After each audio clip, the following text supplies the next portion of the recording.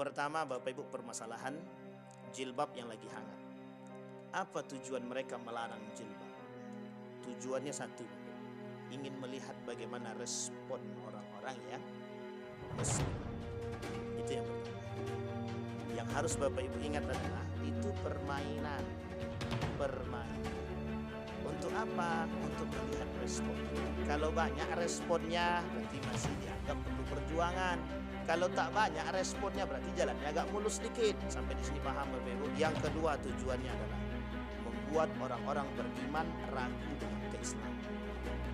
Sekarang Bapak Ibu saya tanya, lebih pilih undang-undang atau pilih agama? Kalau pertanyaannya seperti ini Bapak Ibu, itu dituduh membenturkan antara agama dengan undang-undang. Betul apa salah?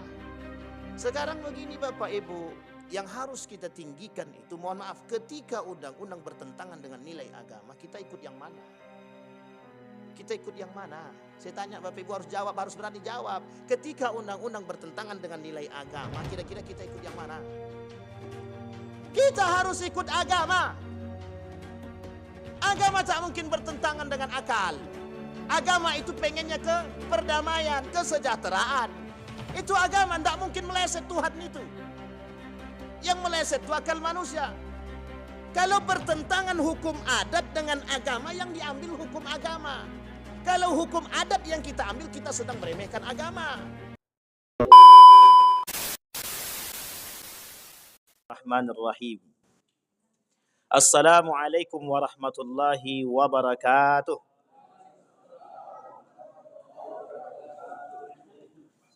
Alhamdulillahi rabbil alamin.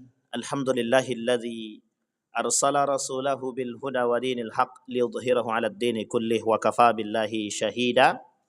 Asyhadu an la ilaha illallah wahdahu la syarika lah wa asyhadu anna Muhammadan 'abduhu wa rasuluh la nabiyya ba'd. Allahumma salli wa sallim wa barik ala hadzal nabiyil karim. Allahumma salli ala Muhammad wa ala ali Muhammad fil alamin innaka Hamidum Majid.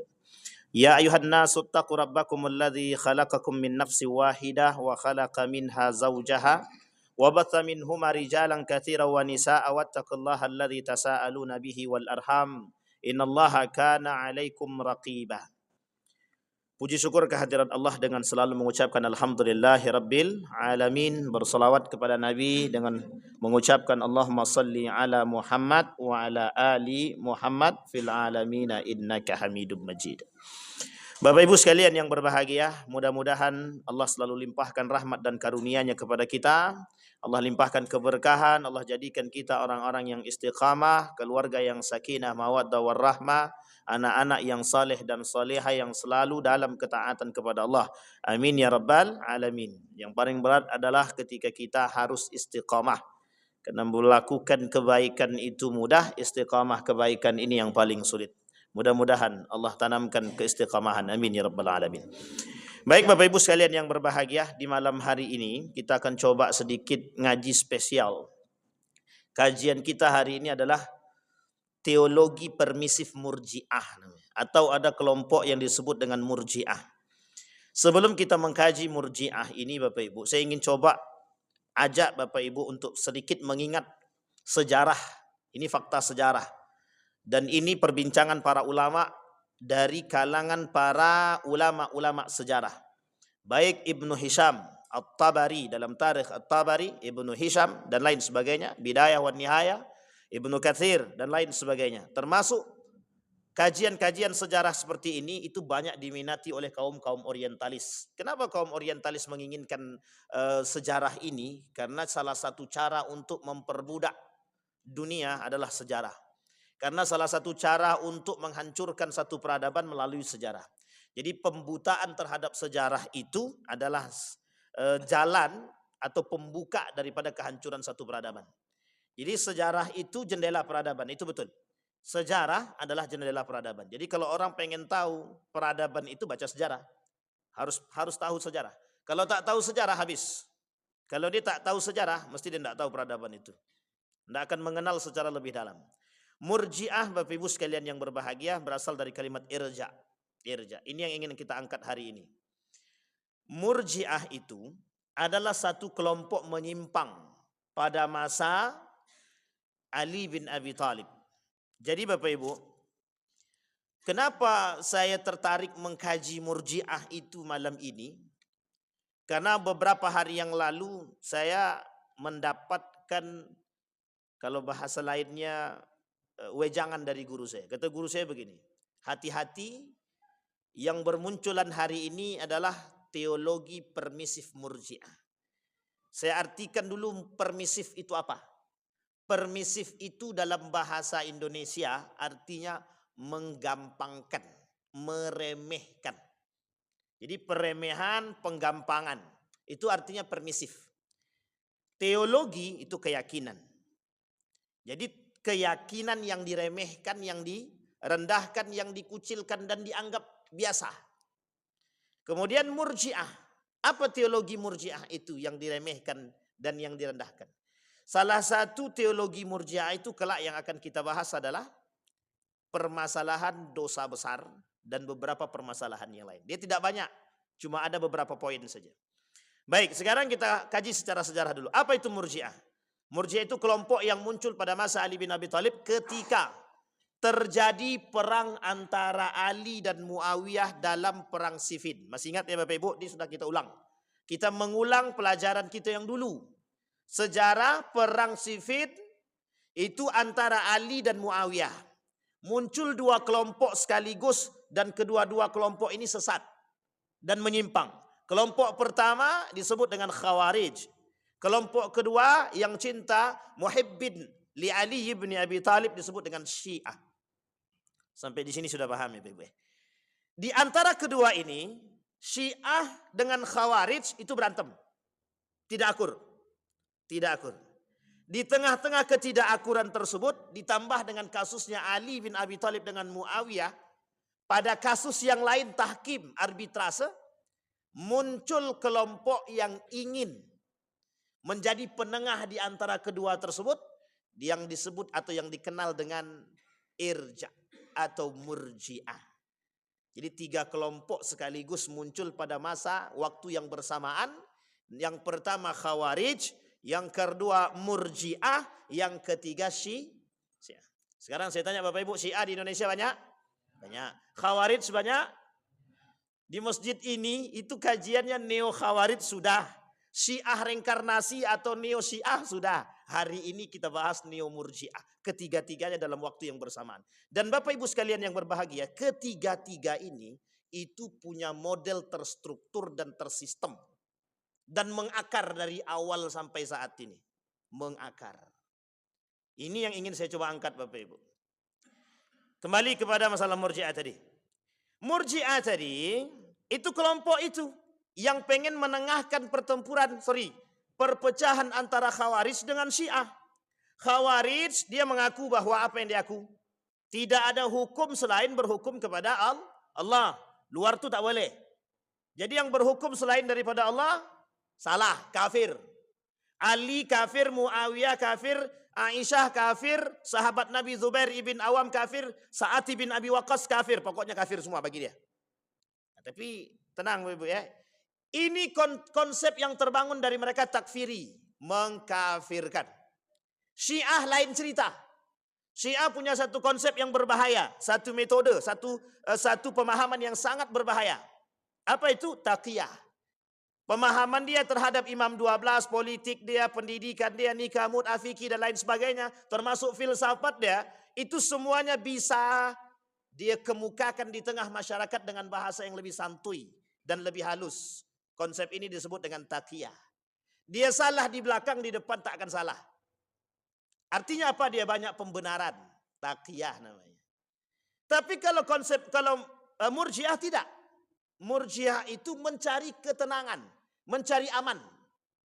Apa yang mereka miliki? Yang mereka miliki adalah kembalilah kepada hati. Ingat kalimat ini. Kembalilah kepada hati. Berdosakah dia? Tidak berdosakah dia? Penghakiman itu dikembalikan kepada Allah. Jadi salah satu pemahaman Murji'ah itu adalah mau siapapun berzinah dia, mencuri dia, membunuh dia, melakukan dosa besar apapun itu, mereka tetap mukmin, tidak kafir. mereka tetap mukmin. Sekalipun mereka mengingkari Al-Quran, tetap mereka mukmin. Oh, ini berat ini Bapak Ibu. Pemahaman Murji'ah ini. Ini belum masuk. Baru pembukaan. Sampai di sini paham Bapak Ibu ya? Baik. Wa tarjuna minallahi ma la yarjud. Kata dia, mereka yang mereka butuhkan adalah sesuatu pengharapan daripada Allah. Tidak ada yang lain. Iman kami, amal ibadah kami kembali kepada hati kami. Orang beriman itu tidak ada kaitannya dengan kemaksiatan. Orang beriman tidak ada kaitan dengan kemaksiatan. Orang beriman juga tidak ada kaitannya dengan kekufuran. Jadi mohon maaf, mau dia sholat kalau dia sholat berarti dia sudah beriman. Bersyahadat saja dia bersyahadat berarti dia sudah beriman. Mau dia nanti berzinah dia silahkan. Mau dia percaya pada Tuhan yang lain silahkan, tak ada masalah. Mau dia trinitas silahkan. Mau dia sinkritisme silahkan, tak ada masalah. Nah, ini nanti Bapak Ibu ada kaitannya dengan kejadian-kejadian hari ini, fenomena-fenomena hari ini Bapak Ibu. Akan kita coba sampaikan. Dan ini yang menjadi masal hari ini Bapak Ibu. Yang menjadi sesuatu yang sangat banyak kita temukan nanti. Baik, kita masuk Bapak Ibu. Saya minta tadi sama Bang Ilham itu pakai apa namanya itu? Infokus, tapi kabur kata Bang Ilhamnya. Kabur tuh entah kemana-mana. Saya cari pun tak dapat juga. Karena udah berdekatan, lupa saya. Baik, berkaitan politik setelah wafatnya Utsman bin Affan. Kata mereka begini, kata kaum Murji'ah, pembunuh Utsman bin Affan itu tidak kafir dan tidak juga kufur. Pembunuh Utsman bin Affan itu tetap mukmin. Tetap mukmin. Masalah dia benar atau salah itu tak urusan kita. Karena kami sendiri tak tahu yang betul apakah Ali atau Muawiyah. Ataukah Ali apakah Aisyah. Tak tahu. Tak tahu siapa yang betul. Artinya kami sekarang berdiam diri, kami tidak pengen muncul menambah keruh suasana. Ingat bahasa ini Bapak Ibu, ini bahasanya Murji'ah. Apa kata mereka? Kami tidak pengen terjadi kekacauan semakin meluas, kami berdiam diri dengan kasus-kasus fitnah terjadi. Kita ambil contoh begini. Ada ulama yang difitnah, ada ulama yang disiksa, ada ulama yang dicaci dan dimaki dan lain sebagainya. Difitnah dengan berbagai macam fitnah. Mau itu dituduh apapun itu. Kemudian ulama yang lain bilang begini. Kami berserah diri kepada Allah, kami berlepas dari dua kelompok tersebut. Artinya apa? Dia cari aman saja. Sampai di sini paham Bapak Ibu? Umat muslim hari ini begitu. Umat muslim hari ini begitu. Berlepas diri dari kesalahan orang, berlepas diri dari kebenaran orang. Jadi jangan salah kalau hari ini kita digerogoti sekian banyak musuh, itu biasa. Kenapa kita mohon maaf? Hari ini yang namanya zinah kita biarkan. Kita diam saja. Yang berzinah kan dia, yang penting bukan aku. Orang minum khamar kita biarkan. Terserah. Khamar dosa besar. Riba dosa besar. Tak bayar zakat dosa besar. Membunuh dosa besar. Kita biarkan. Orang tak pakai jilbab dosa besar. Orang menyakiti orang lain, membunuh orang lain sama dosa besar. Sampai di sini paham Bapak Ibu. Tapi kemudian yang muncul apa? Yang muncul apa? Khamar itu resmi Bapak Ibu. Resmi. Apa yang resmi? Surat izin. Eli dosa besar, tapi mau diperjuangkan. Untuk didapatkan legal. Kalau sempat legalitasnya ada, kita mau ngapain? Nggak bangsa ngapa-ngapain. Penyediaan alat kontrasepsi sudah dilegalkan. Bayangkan. Artinya apa? Mau dibuat. Pertanyaannya yang besar adalah kemana para kaum mukminin, orang-orang beriman? Berdiam diri kah? Atau kita mohon maaf membiarkan? Yang memunculkan itu siapa? Mereka tahu, mereka beriman, mereka Islam, mereka mukmin. Pertanyaannya adalah, tidakkah mereka tahu aturan syariat Islam? Tahu. Artinya apa? Mereka hari ini mencoba membiasakan diri dengan perbuatan dosa besar. Artinya apa? Kalau dosa besar ini sudah terbiasa dilakukan, akhirnya apa? Orang-orang sudah akan terbiasa dengan dosa besar tersebut. Yang tadinya besar menurut agama, di mata manusia biasa. Jadi nanti jangan salah. Kalau terjadi perzinahan di mana-mana, minum khamar di mana-mana, orang berbunuhan di mana-mana, itu biasa. Karena sudah memang dibiasakan. Penyediaan alat kontrasepsi sudah biasa. Nanti kalau seks bebasnya kemana-mana, Ya sudah, biarkan saja. Artinya kita hari ini dituntut untuk, mohon maaf, meredupkan perhatian. You tidak usah ikut campur, ini urusan kami. You, gua. Begitulah modelnya. Baik, sampai di sini paham Bapak Ibu? Baik. Lahirlah sekelompok orang mukmin yang berusaha menjauhkan diri dan tidak ingin mencampuri persoalan orang lain dalam konteks agama. Ini keinginan kelompok Murji'ah. Jadi ketika terjadi masalah pembunuhan Utsman ibn Affan, apa kata mereka? Kata orang-orang yang berada di dalam kelompok Murji'ah, kata mereka, kami berlepas diri dari Ali dan kami berlepas diri dari Muawiyah. Kami serahkan pembunuhnya seutuhnya kepada Allah. Artinya apa? Sampai hari ini Bapak Ibu, itu pembunuh Utsman bin Affan tidak tahu. Muawiyah menyalahkan Ali, Ali menyalahkan Muawiyah. Terjadi perperangan, 45.000 dari Muawiyah, 25.000 dari Ali bin Abi Thalib. Singkat cerita Bapak Ibu, yang ingin kita angkat adalah bagaimana kondisi para sahabat Nabi ketika itu. Sebagian di antara mereka berlepas diri dari dua kelompok tersebut. Karena bingung Bapak Ibu, mau menyatukannya bagaimana? Fa aslihu baina akhawaikum, kata Allah, damaikan. Bukan kita berlepas diri, tapi kita harus mendamaikan. Hari ini mohon maaf Bapak Ibu, satu ulama dengan ulama yang lain berantem dalam satu ruang lingkup. Ruang lingkupnya, bahkan mohon maaf, sampai harus yang tidak layak lah. Caci maki ulama dengan ulama yang lain. Datang ulama yang lain. Harusnya ulama yang lain ini tujuannya mendamaikan. Itu tujuan kita Majelis Ulama Indonesia, untuk mendamaikan kelompok-kelompok yang berantem, yang berkelahi. Yang berkelahi itu mukmin, ulama, alim, saleh. Kalaulah mohon maaf para ulamanya berantem, kira-kira jamaahnya ngapain? Nonton. Itu harus begitu. Iya. Panutan kami ulama, alim. Tapi kalau alim kami, ini yang menjadi masalah kita hari ini Bapak Ibu. Yang menjadi masalah kita hari ini. Baik, tidak diketahui siapa sebenarnya pendiri atau tokoh utama aliran ini. Betul. Tokoh utamanya sampai hari ini tidak diketahui. Tetapi sebagian para ulama mengatakan ada yang terlibat dalam hal-hal demikian. Beberapa di antara mereka adalah sahabat-sahabat Nabi juga. Tetapi di sini Bapak Ibu sekalian yang berbahagia, salah satu di antara kelompok-kelompok Murji'ah itu, dan tidak Murji'ah banyak baginya. Ada secara garis besar terbagi dua. Satu Murji'ah yang disebut dengan sunnah. Yang kedua disebut dengan Murji'ah yang memang layak dipanggil Murji'ah. Nah, sahabat-sahabat Nabi yang tergolong dalam berlepas diri daripada kejadian Utsman bin Affan, Ali bin Abi Thalib itu dan Muawiyah, mereka disebut dengan Murji'ah sunnah. Artinya mereka tetap berlepas diri, tidak mau terjadi fitnah yang terlalu lebar, tapi kemudian mereka tetap mendoakan di kedua belah pihak saling berbaikan dan berdamai. Ini tidak masuk dalam konteks Murji'ah yang sesat, yang aliran menyimpang. Nah, yang kedua inilah Murji'ah yang layak dipanggil Murji'ah, itu adalah Murji'ah yang tersebut. Yang kedua ini, mereka adalah orang-orang Murji'ah yang satu sisi berlepas diri daripada Islam, berlepas diri daripada kasus-kasus perpecahan yang terjadi pada masa sahabat ketika itu, tetapi di balik itu ada unsur yang lain yang mereka angkat. Nah, nanti Bapak Ibu akan kita lihat teologinya Bapak Ibu.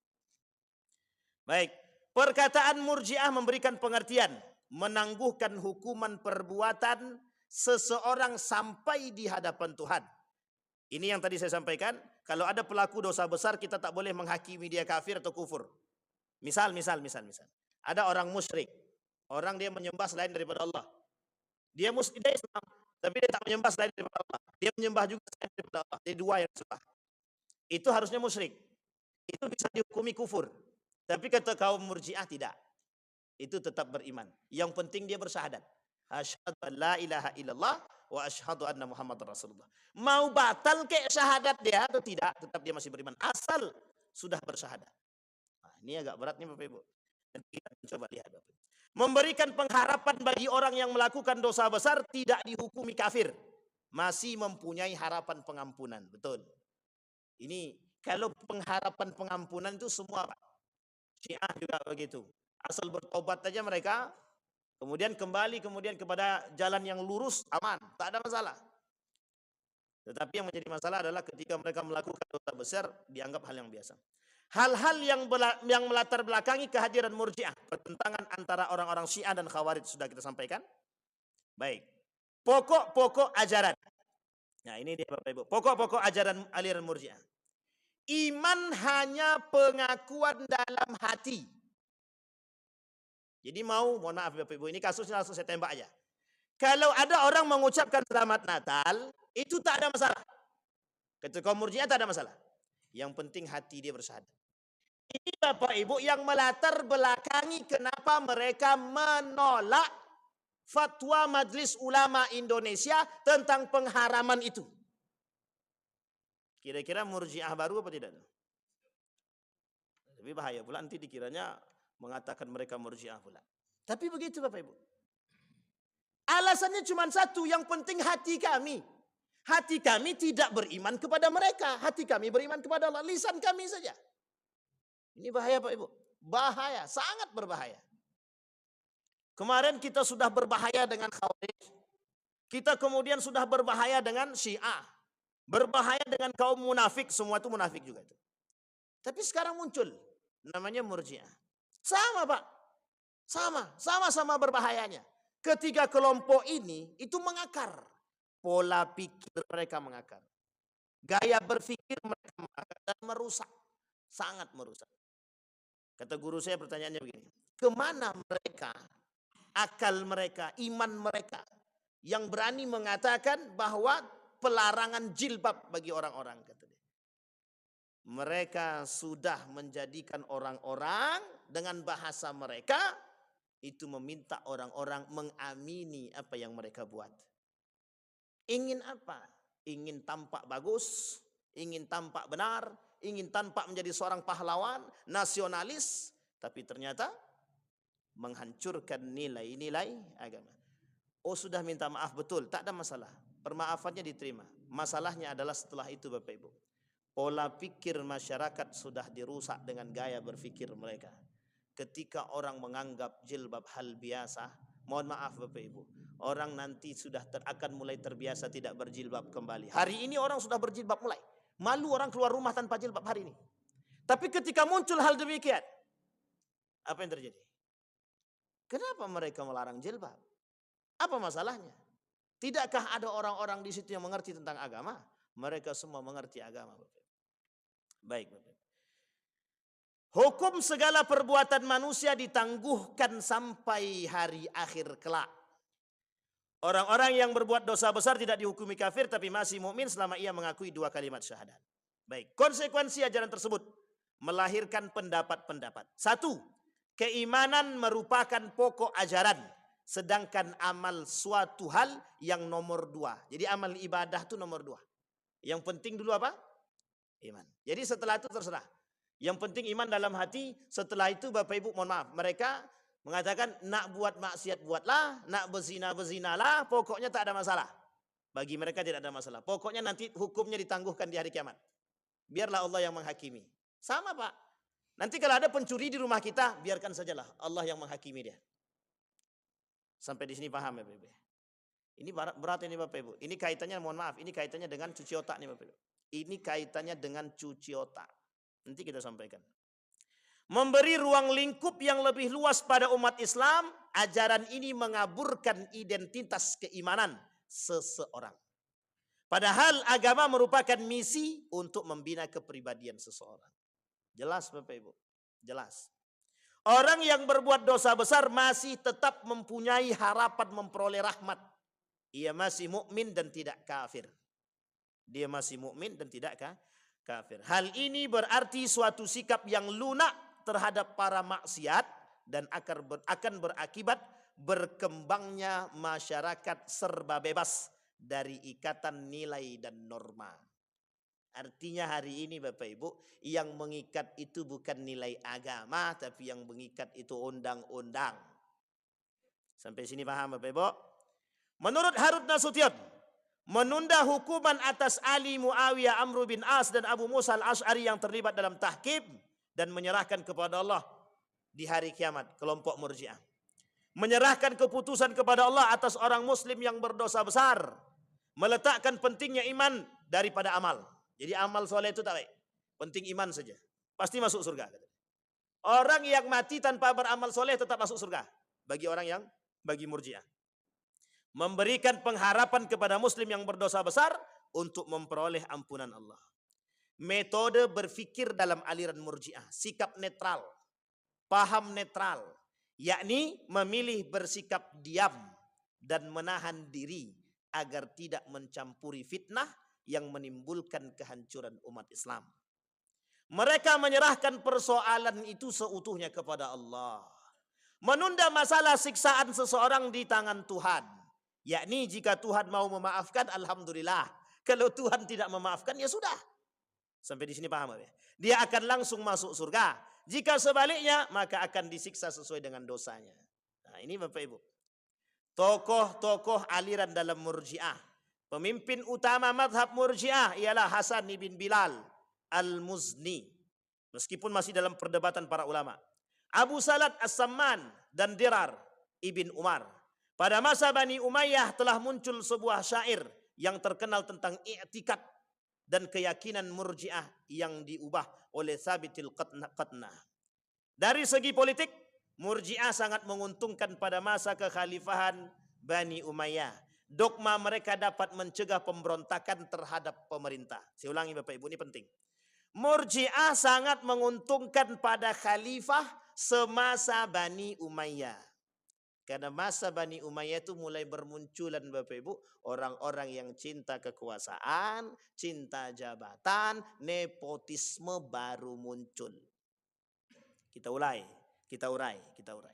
Saya tak katakan itu peletakan batu pertama ya Bapak Ibu ya, tapi kita urai. Di mana letaknya nepotisme itu? Ketika sistem yang tadinya mohon maaf, Nabi, kemudian Khulafaur Rasyidin masih ada musyawarah.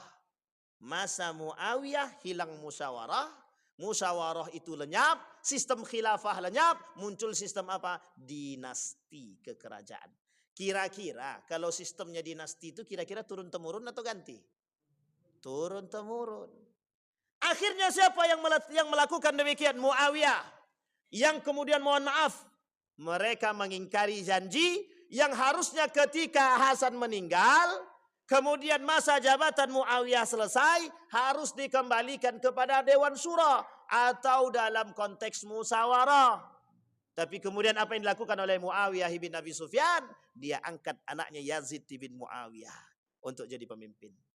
Dinasti ini itu bermula melakukan sistem kerajaan. Sampai di sini paham Bapak Ibu? Baik. Kenapa kok menguntungkan? Ya sangat menguntungkan.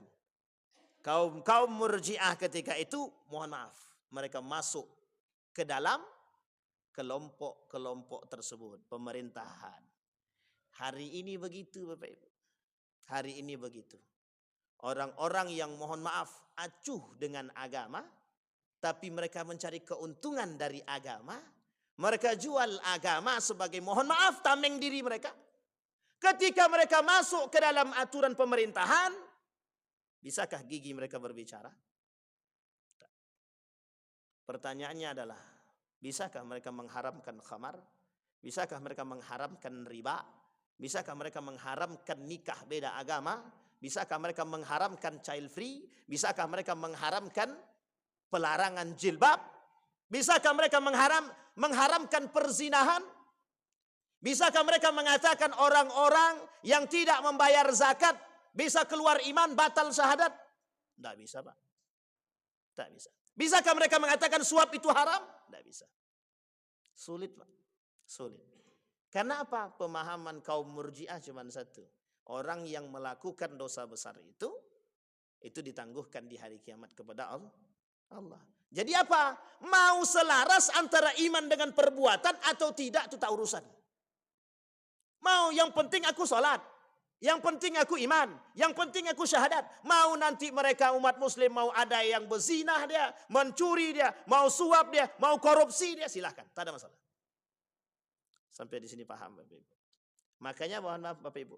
Hari ini permasalahan suap dan korupsi, ada yang berani mengatakan haram. Dari mereka yang sudah tergabung? Tidak ada. Kenapa? Pelaku. Karena nanti kalaupun salah kami kan tinggal taubat. Artinya wujud dari peremehan daripada sebuah syariat Islam. Ini yang berat Bapak Ibu. Beratnya itu di situ. Akhirnya apa? Mohon maaf. Masyarakat tercuci otaknya dengan begitu. Kata Ustadz itu begitu, tidak ada masalah. Yang penting kan iman itu kepada hati kami masing-masing. Hari ini begitu Pak. Hari ini begitu.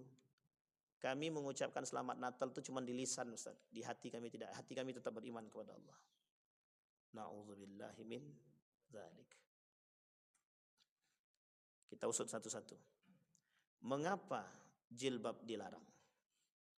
Kita usut satu-satu Pak. Mengapa jilbab dilarang? Pertanyaan besar. Apa keinginannya? Yang berbicara demikian itu sudah mengatakan dalam video yang lain, agama musuh Pancasila. Ingat kalimat itu baik-baik. Ini yang disebut dalam dunia pemikiran, perang pemikiran yang disebut dengan sekulerisme. Memisahkan agama dari politik, pemerintahan, kehidupan, pendidikan dan lain sebagainya. Sekulerisme itu tujuannya cuma satu, biar orang tidak berpegang teguh kepada agama. Ulama udah duduk manis saja. Doktrin masyarakat dengan keagamaan, tidak usah masuk dalam jadul politik. Sampai di sini paham? Makanya bahasa yang muncul apa? Kalau ulama masuk politik jadi setan. Ya Rab, itu bahasa yang merusak. Kenapa saya katakan bahasa itu merusak? Karena hari ini kita butuh ulama-ulama yang bisa duduk dalam jalur itu. Tapi yang kuat iman. Yang tak kuat iman, antara dua. Dia yang ikut kita atau kita yang bablas. Kan cuma itu. Kalau kita tak kuat iman, bablas. Kalau kita kuat iman, lurus Pak. Kalau enggak, mohon maaf, goyang. Tak perlu saya sebut contohnya, Bapak Ibu sudah lihat. Ada yang jadi cuma duduk saja. Enggak ngapa-ngapain. Enggak bisa berbicara. Mohon maaf Bapak Ibu. Alim. Majelis Ulama Indonesia. Seorang alim. Tapi mengapa? Apa perannya? Itu pertanyaan kita hari ini Bapak Ibu. Tetapi kalau ulama tidak masuk ke dalam jalur politik. Mohon maaf. Makin hancur. Jadi cara kita melawan masuk. Makanya hari ini mohon maaf Bapak Ibu. Kalau ulama berbicara politik dicurigai. Jangan curigai. Kami punya hak untuk menyampaikan norma-norma yang terkandung dalam agama, dalam jalur politik. Wajib kami sampaikan. Orang berpolitik silahkan, tapi punya nilai. Orang beragama silahkan, tapi ada aturan nilai. Orang berpendidikan silahkan, tapi ada aturan nilai. Politik yang benar, menjadi pemimpin yang benar, menjadi sekretaris yang benar, menjadi bendahara yang benar, menjadi kesra juga yang harus yang benar. Apapun itu, tak ada salah, tak. Islam tak pernah melarang. Siapapun mau jadi apapun silakan. Yang diinginkan oleh Islam cuma satu. Bagaimana nilai-nilai agama kalian pakai dalam kehidupan. Itu yang diinginkan oleh Islam. Yang terjadi hari ini begitu. Kenapa tak berbicara? Diam. Kita mendesak daripada Majelis Ulama Indonesia. Kita mendesak. Agar apa? Perhatikan betul. Perhatikan betul. Kemarin kebetulan Majelis Ulama Indonesia Pusat berkomentar tentang hal demikian. Kalau mereka tetap disuruh untuk lepas jilbab, pulang. Kan begitu. Itu artinya apa? Mohon maaf Bapak Ibu. Itu komitmen yang tertampung dalam seorang muslim. Itu wajib berkomitmen kepada Allah. Wajib.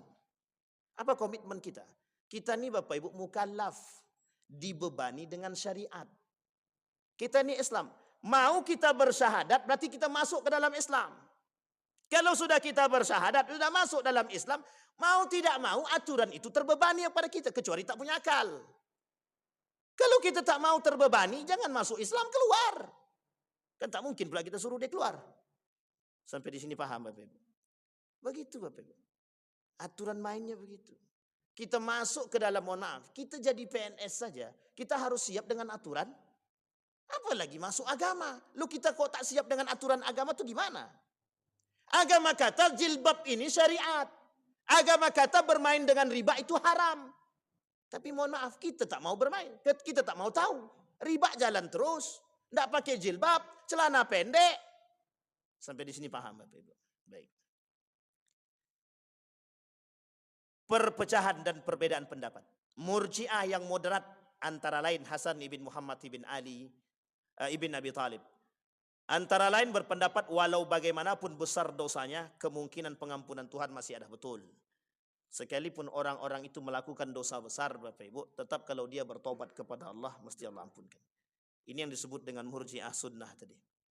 Dan yang ekstrim antara lain adalah berpendapat sekalipun orang menyatakan dirinya musyrik, maka ia tidak dihukumi kafir. Nah, ini yang paling berbahaya. Yang paling berbahaya begitu. Ada orang yang mengingkari sunnah Nabi. Ada orang yang mengingkari syariat Islam. Pertanyaannya adalah apa hukumnya bagi mereka yang mengingkari? Harusnya kufur. Harusnya kufur.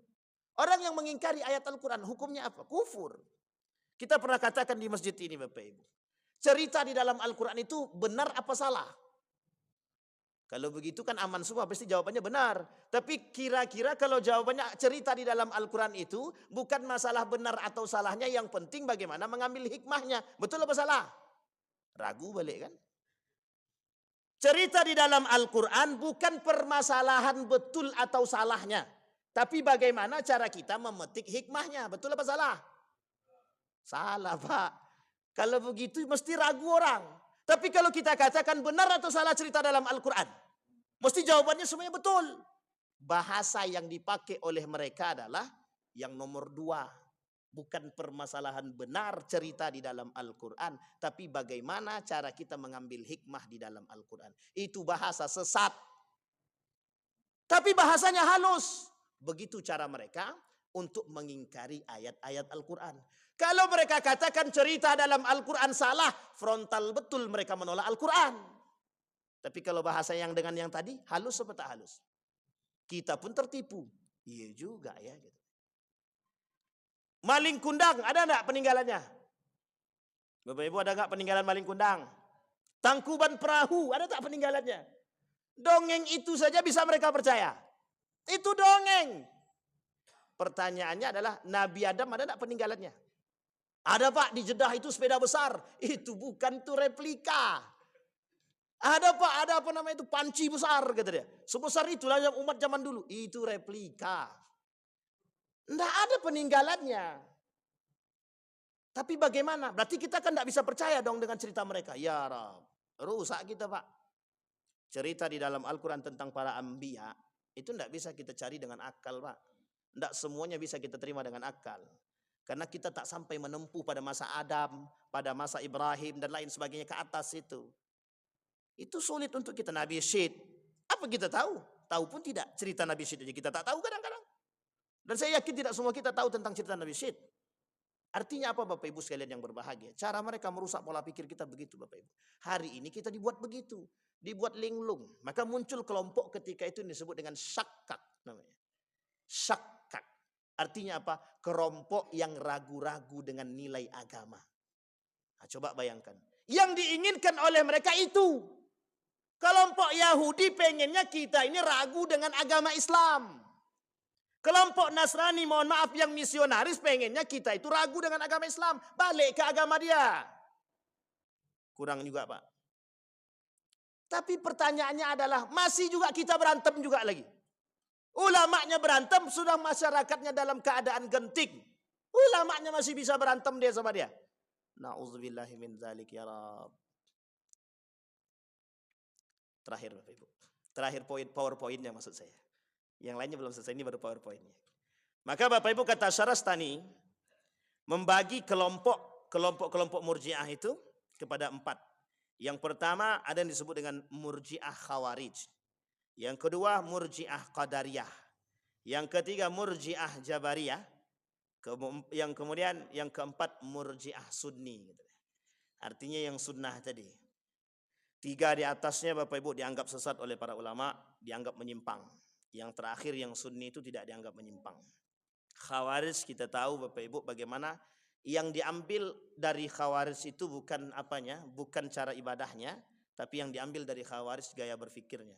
Artinya apa? Kafir. Saking ekstrimnya begitu. Saking ekstrimnya begitu. Khawarij itu ada satu kelompok lagi selain daripada tiga yang Murji'ah, kemudian Khawarij dan Syiah, satu kelompok lagi namanya Mu'tazilah. Kalau ada waktu lain waktu kita coba kaji juga.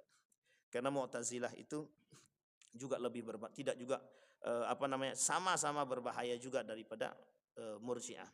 Jadi 4 golongan itu Bapak Ibu, 4 kelompok tersebut memang harus kita wanti-wanti. Yang hari ini nampak cuma Syiah dan Khawarij atau bahasa lainnya Neo Khawarij. Neo Khawarij itu orang-orang yang suka mentakfirkan orang lain. Dan itu mohon maaf Bapak Ibu, biayanya besar, dananya besar. Syiah juga sama, dananya besar. Mereka punya dana. Masalahnya Murji'ah yang tak punya dana. Murji'ah ini nggak punya dana, maka salah satu caranya adalah cari dana. Bagaimana cara cari dananya? Gabung. Kaburkan agama, kaburkan nilai-nilai agama. Dari situ baru dapat duit. Sampai di sini paham Bapak Ibu? Baik. Dipilihlah ketika kampanye cari ustadz. Mana ustadznya? Nah, nanti pas ditanya masalah suap halal apa haram, jawabannya langsung diplomasi. Nah, itu namanya sama Pak, mohon maaf sama. Kalau ada ustadz yang begitu, nah, itu perlu diwanti-wanti itu. Tolong disampaikan sama beliau, nasihati. Artinya iya Bapak Ibu. Artinya apa yang mereka perjualbelikan apa? Agama. Mereka bersembunyi di balik tameng agama. Sampai di sini paham Bapak Ibu? Nah, sekarang kita kuliti Bapak Ibu. Yang pertama Bapak Ibu, permasalahan jilbab yang lagi hangat. Apa tujuan mereka melarang jilbab? Tujuannya satu Bapak Ibu. Ingin melihat bagaimana respon orang-orang yang muslim. Itu yang pertama. Yang harus Bapak Ibu ingat adalah itu permainan. Permainan. Untuk apa? Untuk melihat respon. Kalau banyak responnya berarti masih dianggap perlu perjuangan. Kalau tak banyak responnya berarti jalannya agak mulus sedikit. Sampai di sini paham Bapak Ibu? Yang kedua tujuannya adalah membuat orang-orang beriman ragu dengan keislaman. Sekarang Bapak Ibu saya tanya, lebih pilih undang-undang atau pilih agama? Kalau pertanyaannya seperti ini Bapak Ibu, itu dituduh membenturkan antara agama dengan undang-undang. Betul apa salah? Sekarang begini Bapak Ibu, yang harus kita tinggikan itu, mohon maaf, ketika undang-undang bertentangan dengan nilai agama, kita ikut yang mana? Kita ikut yang mana? Saya tanya Bapak Ibu, harus jawab, harus berani jawab. Ketika undang-undang bertentangan dengan nilai agama, kira-kira kita ikut yang mana? Kita harus ikut agama. Agama tak mungkin bertentangan dengan akal. Agama itu pengennya ke perdamaian, kesejahteraan. Itu agama, tidak mungkin meleset Tuhan itu. Yang meleset itu akal manusia. Kalau bertentangan hukum adat dengan agama, yang diambil hukum agama. Kalau hukum adat yang kita ambil, kita sedang meremehkan agama. Kalau hukum undang-undang lebih tinggi daripada hukum agama, mohon maaf. Kira-kira salahkah atau tak salahkah? Kalau hukum undang-undang melegalkan, mohon maaf, nikah beda agama, kira-kira agama melarang apa? Kalau kita ikut hukum undang-undang, mohon maaf, kita salah Pak. Dalam agama kita, itu hukum nikah beda agama sudah haram. Tapi jangan kemudian bermunculan orang-orang yang mengatakan hukum nikah beda agama itu masih debatable, perdebatan para ulama. Pertanyaan kita adalah, orang yang mohon maaf ketika disampaikan permasalahan perdebatan jadi ragu apa tidak? Nabung di bank konvensional itu tidak haram tuh dong. Bunga bank itu biasa, kira-kira ragu enggak? Muncul ulama yang mengatakan bunga bank itu tidak haram. Majelis Ulama Indonesia fatwanya jelas mengatakan haram. Tapi muncul orang-orang, mohon maaf, yang ingin melegalkan riba. Coba bayangkan Pak, pengaruh tulisan. Ketika dipajang di mana itu? Daerah mana? Hang Tuah itu. Apa namanya itu? Riba, tapi ya kemudian ada gambar api menyala, ada ancaman Allah dengan ayat Al-Quran begitu kan. Itu saja udah banyak yang takut Pak. Banyak yang takut. Apa kata mereka? Apa kata beliau, ada salah seorang pemuka itu tanya sama bank konvensional itu. Wah, banyak orang yang narik uangnya dari bank Pak. Katanya. Takut mereka katanya. Itu cuman gambar saja itu. Kayaknya gambar lebih berdampak daripada ceramah gitu. Jadi besok lain kali yang tidak bayar zakat, rumah habis, hangus, bangkrut begitu. Oke, kira-kira orang kayaknya bayar zakat semua itu. Nah, hari ini kan begitu. Kenapa umat muslim lemah? Katanya bahasanya, kenapa umat muslim lemah hari ini? Karena ekonominya lemah. Kenapa ekonominya lemah? Karena orang tak beriman kata dia. Pertanyaannya adalah, siapa yang membuat kita tak beriman? Diri kita sendiri. Apa penyebabnya? Hubud dunia, cinta dunia kata dia. Maka kata Zainuddin MZ itu penyakit umat muslim sekarang itu satu. Kuman. Dia ada 3. Kudis, kurap, kutil. Terakhir kuman kata dia, penyebabnya kata dia. Kudis itu kurang disiplin. Kurap itu kurang rapi. Kutil itu kurang teliti. Penyebab ketiga itu cuma satu kata dia, kuman, kurang iman kata dia. Memang betul kalau gitu. Orang udah cinta dunia susah. Orang udah cinta jabatan susah. Apapun bisa mereka legalkan. Yashtaruna bi ayati samanan qalila. Ini yang kemudian kita ulang-ulang terus kalimat ini. Yashtaruna bi ayati samanan qalila. Mereka jadikan agama itu untuk ajang cari duit. Ajang cari keuntungan. Tidak ada, Pak. Murji'ah itu mengajarkan kepada kita dari paham teologinya kita sudah paham. Membuat orang dengan dosa besar itu tidak takut, itu saja. Hari ini orang nggak takut dosa besar, Pak. Mau berzinah gimana pun orang nggak takut. Mau membunuh orang nggak takut orang hari ini. Bayangkan, buktikan saking tidak takutnya mereka, mohon maaf. Saking tidak takutnya mereka dengan azab Allah. Mereka larang pakai jilbab. Itu takut apa tidak? Nggak takut dia dengan Allah. Kalau dengan Allah saja dia tak takut, apalagi dengan? Tapi dengan penguasa takut. Jelas, daripada dicopot. Coba bayangkan. Dia takut dengan penguasa. Karena penguasa memberikan jabatan. Allah tak kasih apa-apa. Padahal dia tak tahu. Kalau bukan karena Allah pun tak dapat. Itu masalah kita hari ini, Pak. Orang berzina, biarkan. Prostitusi online. Bapak Ibu mohon maaf saya sampaikan. Internet permasalahan video porno. Itu sudah dikaburkan. Sudah diblokir. Itu yang diblokir itu yang tidak ditonton. Yang ditonton, cobalah. Mereka blokir tapi mereka kasih kunci untuk buka. Itu kata guru, ini kawan saya Pak, mohon maaf. Ada salah satu mahasiswa UGM itu yang mengambil jurusan teknik itu, teknik informatika kalau saya tak salah itu. Beliau sampaikan, memang diblokir kata dia. Tapi yang tidak diblokir dibagi kunci kata dia. Atau diblokir tapi dikasih kunci. Artinya apa? Bisa buka itu. Artinya masih bisa diakses. Coba bayangkan Bapak Ibu. Prostitusi doli ditutup. Di semua tempat ditutup. Yang dibuka apa? Online. Masa tidak bisa menutup itu? Prostitusi online di mana-mana ada. Nah, coba bayangkan Bapak Ibu. Maka yang terkenal itu memang ayam kampus gitu kan. Cari ayam kampus. Sampai di sini paham Bapak Ibu. Orang tak takut lagi dengan zina. Tapi begitukah? Ya, kata Nabi, begitu di akhir zaman orang-orang sudah mulai, orang-orang akan menampakkan perzinahan itu di depan umum. Orang tidak ragu lagi. Ciuman depan umum itu biasa. Ciuman, pelukan gitu. Memang tidak berhubungan badan, tapi lebih daripada itu yang lain mereka buat. Di dunia Eropa sudah biasa hal begitu. Nah, itu yang mau mereka bawa ke sini. Jadi yang di Eropa itu mau dibawa ke sini biar tahu orang kebebasan berpikir itu. Biar orang tahu kebebasan dalam bergerak itu. Jadi akhirnya apa? Mereka bebas melakukan hal-hal yang mereka, mohon maaf, keluar daripada jalur syariat Islam. Itu yang pertama. Yang kedua Bapak Ibu, ketersediaan alat kontrasepsi, SKPP. Mohon maaf Bapak Ibu, kita ingin mengatakan kepada kita semua, tolong Bapak Ibu perhatikan baik-baik. Baca betul-betul. Ini menjadi masalah bagi kita hari ini Bapak Ibu. Apa masalahnya? Sedang yang tidak di SK-kan saja, orang jual beli alat kontrasepsi bebas. Mohon maaf, Bapak Ibu datang ke Indomaret dan Alfamart. Ada anak jualan, terlalu vulgar pula kalau tapi tak apalah. Alat kontrasepsi kan gitu. Dijual enggak tuh? Bukan dijual lagi di Pejeng. Suatu ketika, mohon maaf Bapak Ibu, saya pergi dengan anak-anak. Itu masih ingat betul, saya masuk dalam itu. Kemudian ada anak-anak ikut dari belakang. Tapi bukan anak-anak saya, orang-orang lain masuk. Apa dia kata sama bapak ibunya? Bu, saya mau beli permen itu. Astagfirullah. Saya diam saja.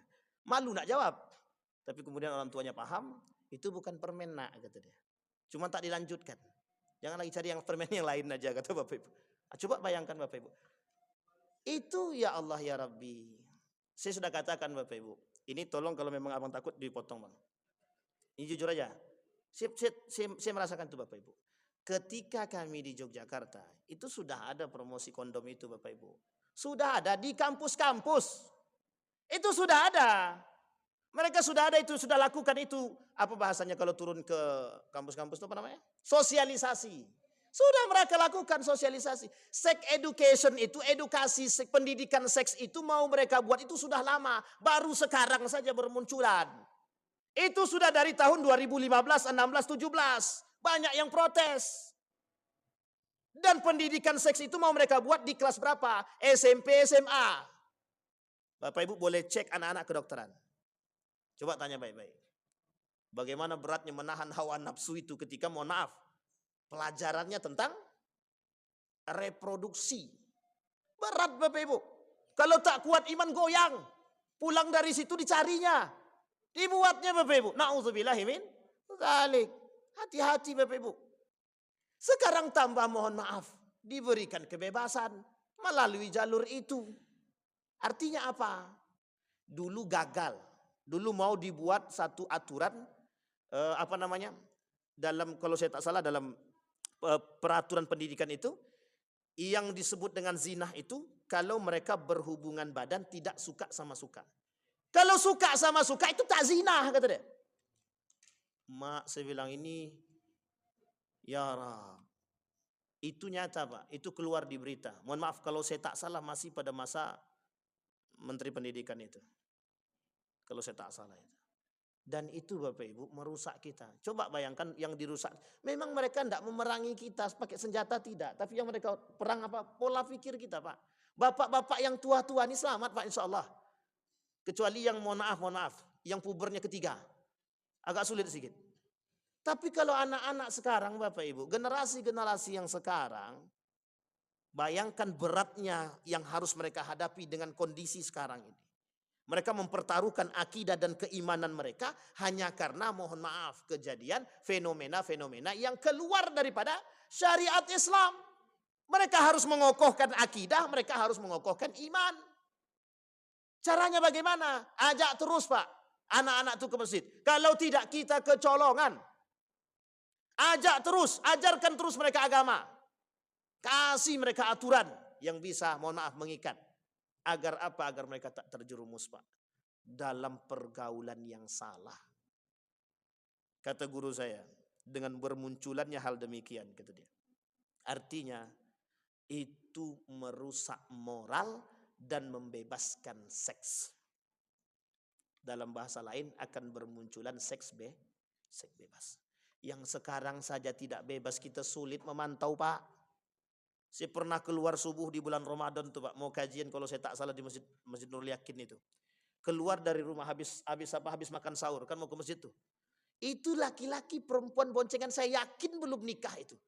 Itu boncengan mohon maaf, itu seperti apa itu? Seperti yang sudah menikah.